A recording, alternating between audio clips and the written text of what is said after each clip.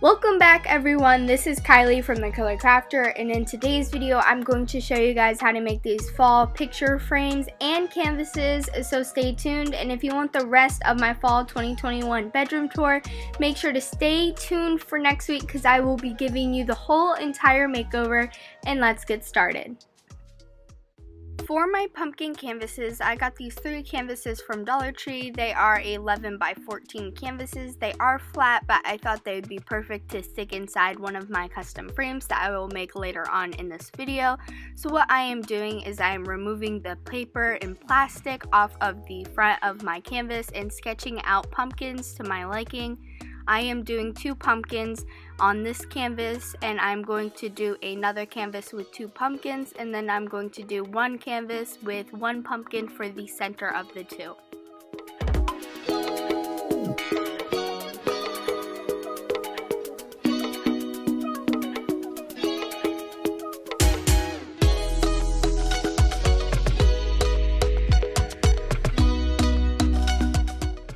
Before painting my pumpkins orange, I want to take some milk chocolate paint from Apple Barrel and paint on the lines where my pumpkins have creases. This will make sure that when I do paint my pumpkins orange, it will give it more definition and it will have a beautiful brown undertone.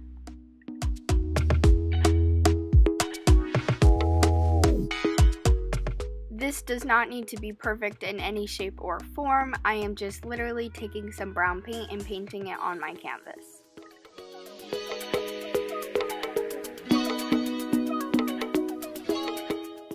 After I finished applying my brown paint, I took some pumpkin orange paint from Waverly in the chalk paint and I just applied that over my brown. This way it looked super realistic when I was done and you could still see the brown coming through. I only did 1 coat of the chalk paint because I really liked how it looked with the brown and I didn't want it to be too translucent and you couldn't see the brown at all.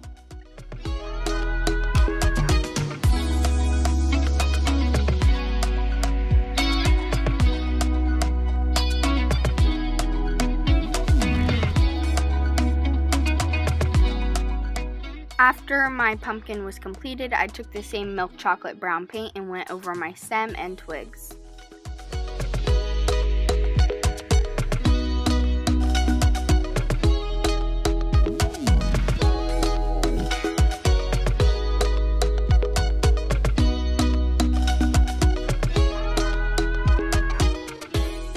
In order to make my cream pumpkin for my undertone, I added brown, but I also added some gray because I thought it would give it a nice lighter undertone as well, and I thought the colors would look beautiful together. Before the paint completely dried, it was still a little bit damp, and I added my white paint over it. I thought this was pretty how the colors blended together, and if your paint did dry, you can just go through and add some orange and gray into your pumpkin, and I thought it gave it some nice highlights.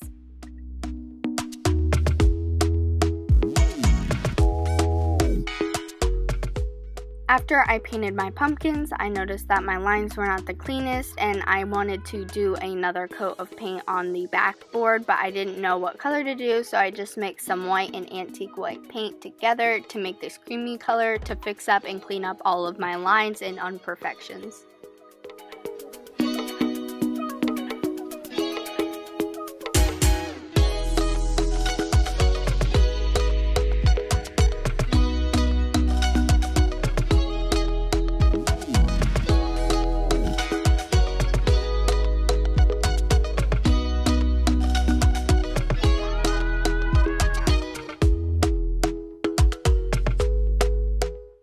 You can leave your pumpkins just like this, but I decided I wanted some leaves on mine. These leaves are called lamb's ear. I buy them at Walmart. They are $2 for 2 stems, and I just pull off the leaves and hot glue them to the top of my pumpkins.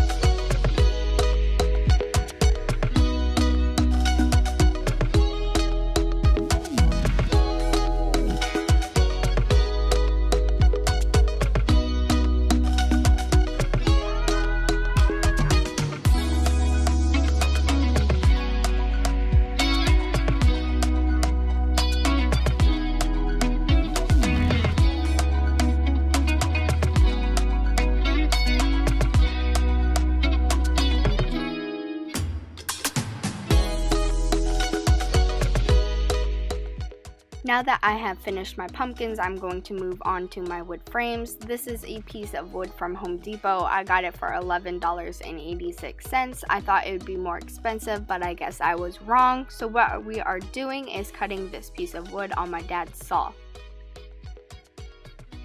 We need 3 long sticks, but we made 4 just to be extra, and they are at 1.5 inches wide. Using our sticks, we're going to cut 6 pieces that are 14 1/6 long. These pieces are a little bit longer than the sides of our canvases so that they will be able to slide in and out of our frame. Next, we need to measure the length from one piece of wood to the other piece of wood in our canvas, which comes out to 13 7/8 long. We need to cut 6 pieces at this length.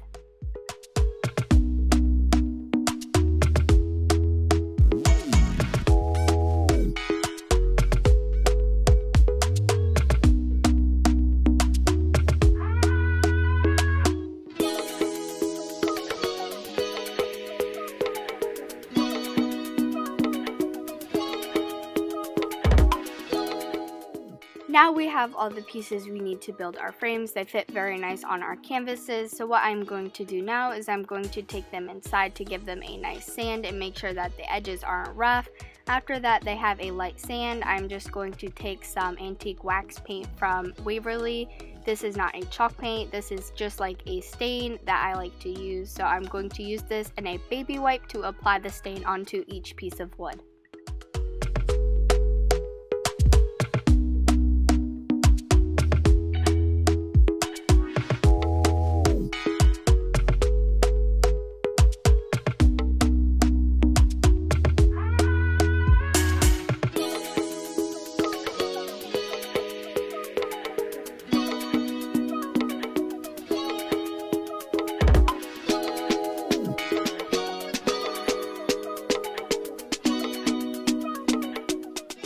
My frames are going to have a masonite backing, so I need to come up with a measurement that's a little smaller than my frame so it'll fit snug on the back.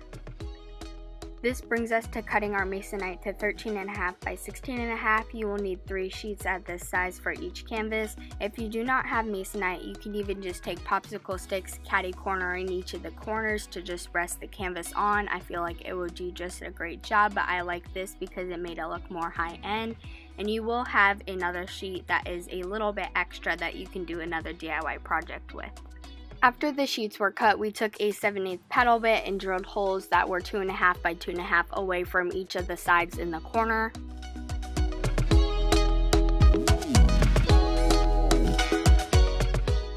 These frames are interchangeable and you need a way to push out the canvases, so these holes will allow your finger to go in and remove the canvases out from the frames.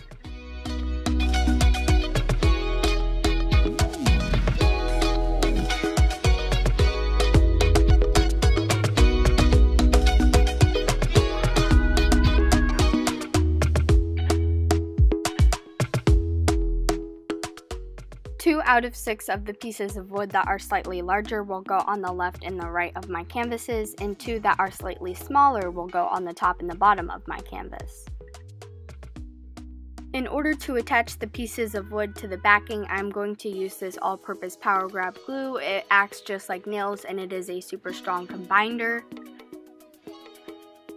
While applying the glue and placing down the pieces of wood, make sure you use the canvas so you know exactly where to place them and that your lines will be straight and even and it won't look wonky when you are completed.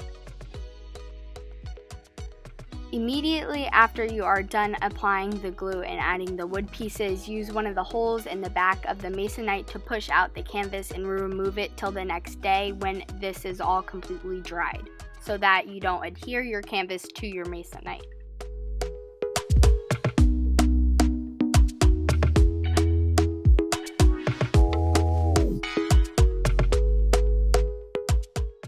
Once you complete doing this to all 3, you will be able to hang them up in your home or just decorate with them wherever you would like. Well, that is exactly how I made my canvases in picture frames. I hope you guys liked this video, and if you did, make sure you give it a thumbs up, subscribe to my channel if you like all things crafty just like this, and if you are hoping to see a completed room makeover, stay tuned for next week. Bye everyone!